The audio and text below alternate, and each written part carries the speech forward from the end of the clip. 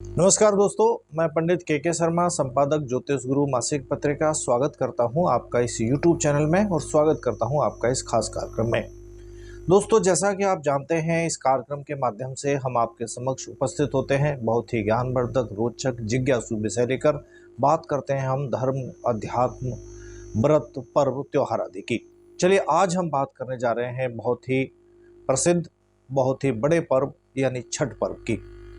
छठ पर्व या छठ पूजा, कुछ भी कह सकते हैं आप, ये होती है कार्तिक माह के शुक्ल पक्ष की षष्ठी तिथि को ये मनाए जाने वाला सबसे लोकप्रिय लोक पर्व है। इसे कई जगह सूर्य षष्ठी के नाम से भी जाना जाता है। ये जो दीपावली है, यानी दीपावली के 6 दिन बाद, दीपावली क्योंकि अमावस्या को होती है, उसके 6 दिन बाद जो षष्ठी छठ दिन आती है, उस दिन ये मनाए जाने वाला पर्व है। ये मुख्य रूप से उत्तर भारत के जो राज्य हैं, जैसे बिहार है, झारखंड है और पूर्वी उत्तर प्रदेश है, इसमें बहुत ज़्यादा धूमधाम से मनाए जाने वाला पर्व है।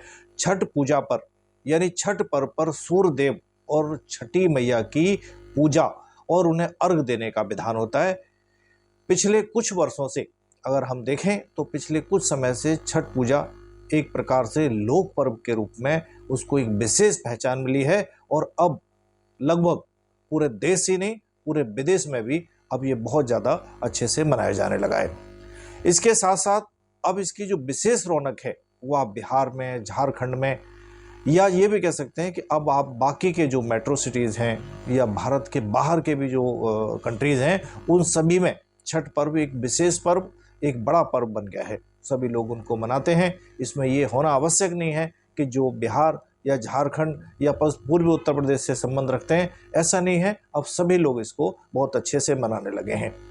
छठ पर्व पर सूर्यदेव और षष्ठी मैया यानी छठ माता की पूजा करने का विधान है। इसमें सूर्य की पूजा की जाती है, उसे अर्घ दिया जाता है और प्रत्यक्ष रूप से एक प्रकार से दिखाई देने वाले देवता यानी सूर्यदेव हैं, जो पृथ्वी के जो सभी प्राणी हैं उनका जीवन का आधार भी हैं।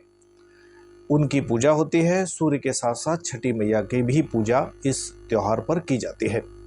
जो पौराणिक मान्यताएं हैं उनके अनुसार जो छठी मैया या षष्ठी माता हैं, उनको संतान की रक्षा करने वाली देवी या संतान को दीर्घायु देने वाली देवी माना गया है। यानी कह सकते हैं कि षष्ठी मैया संतान को दीर्घायु प्राप्त प्रदान करती हैं।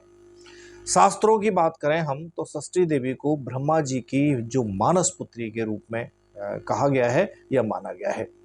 पुराणों में षष्ठी को ही, छठ को ही माता कात्यायनी भी कहा गया है, जिनकी पूजा जब हम नवरात्रे होते हैं उन दिनों में षष्ठी तिथि यानी छठ तिथि के दिन उनकी पूजा की जाती है। षष्ठी देवी को विशेष रूप से झारखंड और बिहार की जो स्थानीय भाषा है उसमें छठ मैया कहा गया है। अब हम बात कर लेते हैं इस पर्व के बारे में। छठ पर्व यानी छठ पूजा विशेष रूप से 4 दिन तक चलने वाला पर्व है। ये 4 दिवसीय उत्सव है। इसकी शुरुआत जो होती है वो कार्तिक मास के शुक्ल पक्ष की चतुर्थी से आरंभ होती है और कार्तिक मास की ही शुक्ल पक्ष की सप्तमी तिथि तक इसका समापन होता है। पहला दिन जो होता है उसको नहाए खाए बोलते हैं स्थानीय भाषा में। ये छठ पर्व का पहला दिन कहलाता है। नहाए खाए का मतलब है कि इस दिन स्नान के बाद घर की साफ सफाई की जाती है और मन को तामसिक जो प्रवृत्तियां हैं उनसे बचने के लिए, उनसे अपने आप को बचाने के लिए शाकाहारी शुद्ध भोजन किया जाता है। अब इसकी जो तारीख है, मुहूर्त है, उन सब की अगर हम बात करें तो छठ मैया छठ पर्व विशेष रूप से 19 नवंबर 2023 पूजा का जो मुहूर्त है, 19 नवंबर के संध्या का जो अर्घ है उसका समय रहेगा शाम को 5:26।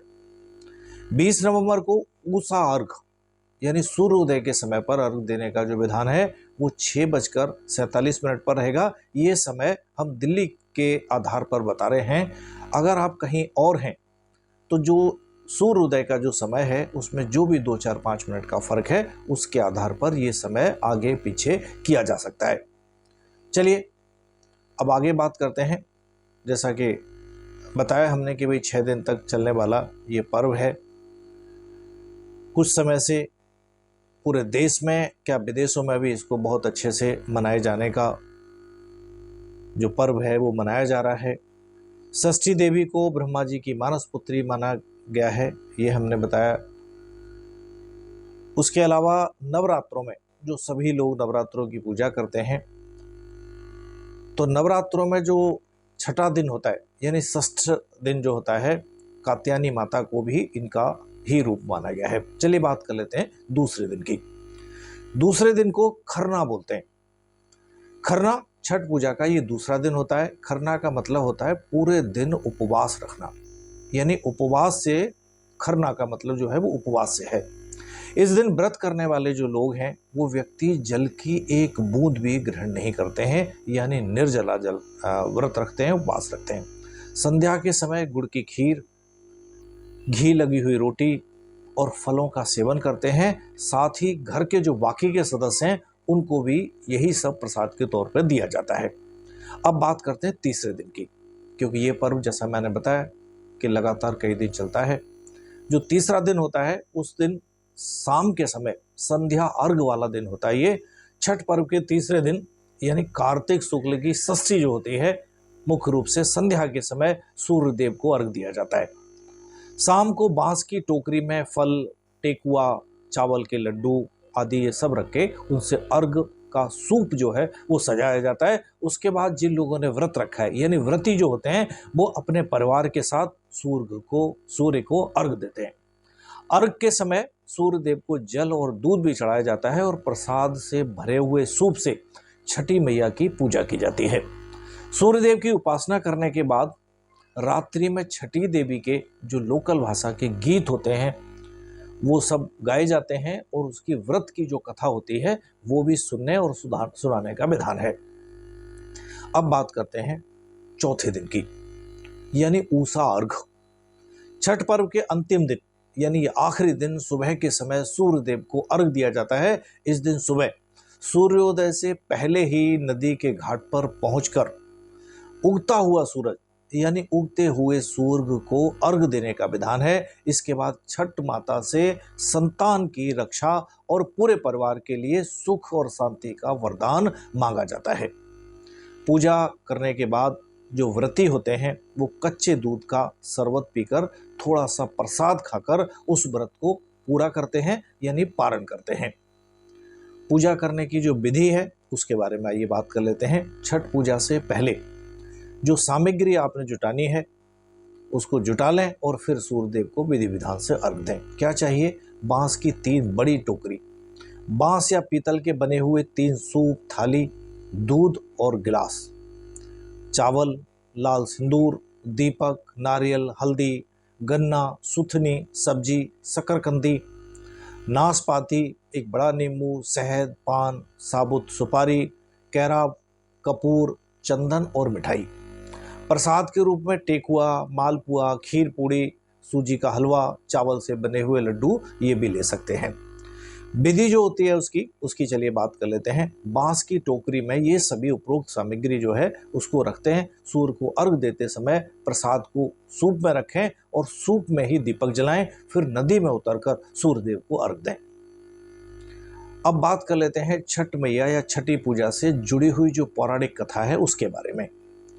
छठ पर्व पर यानी छठी मैया की पूजा की जाती है, जिसका उल्लेख ब्रह्म वैवर्त पुराण में मिलता है।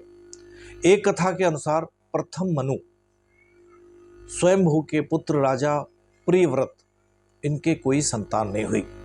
इस वजह से यानी संतान न होने के कारण वो बड़े दुखी रहते थे। महर्षि कश्यप ने राजा से पुत्र प्राप्ति के लिए यज्ञ करने को कहा। महर्षि ऋषि जी की आज्ञा के अनुसार राजा ने यज्ञ करवाया। उसके बाद जो महारानी थी मालिनी जी, उनको एक पुत्र प्राप्त हुआ, यानी उन्होंने एक पुत्र को जन्म दिया। लेकिन दुर्भाग्यवश वो जो शिशु था, जो पुत्र था, वो मृत पैदा हुआ। इस बात से राजा और उनके जो परिजन लोग थे वो और ज़्यादा बेहद दुखी हुए। तभी आकाश से एक विमान उतरा, उसमें माता षष्ठी विराजमान थी। जब राजा ने उनसे प्रार्थना की तब उन्होंने अपना परिचय देते हुए कहा कि मैं ब्रह्मा जी की मानस पुत्री षष्ठी हूँ। मैं विश्व के सभी जो बच्चे हैं, बाल हैं, शिशु हैं, उनकी रक्षा करती हूँ और निसंतान जो लोग हैं उनको संतान प्राप्ति का वर देती हूँ। उसके बाद देवी ने जो मृत शिशु था उसको आशीष देते हुए उसको हाथ लगाया, जिससे वो जो मृत शिशु पैदा हुआ था वो जीवित हो गया। देवी की कृपा से राजा बहुत प्रसन्न हुए शिशु के जीवित हो जाने से और उन्होंने षष्ठी देवी की आराधना की।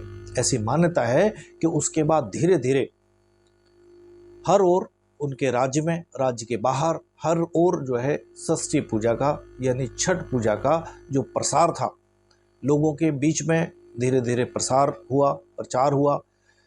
अब हम बात कर लेते हैं षष्ठी पूजा यानी छठ पूजा के धार्मिक और सांस्कृतिक महत्व की। छठ पूजा धार्मिक और सांस्कृतिक आस्था का भी लोक पर्व है। यही एकमात्र ऐसा त्योहार है जिसमें सूर्य देव का पूजन करके उनको अर्घ दिया जाता है। हिंदू धर्मों में सूर्य की उपासना का एक विशेष महत्व है, ऐसा सभी जानते हैं। वे ही ऐसे एक देवता हैं जिन्हें आप प्रत्यक्ष रूप से देख सकते हैं या उनको प्रत्यक्ष रूप से देखा जा सकता है।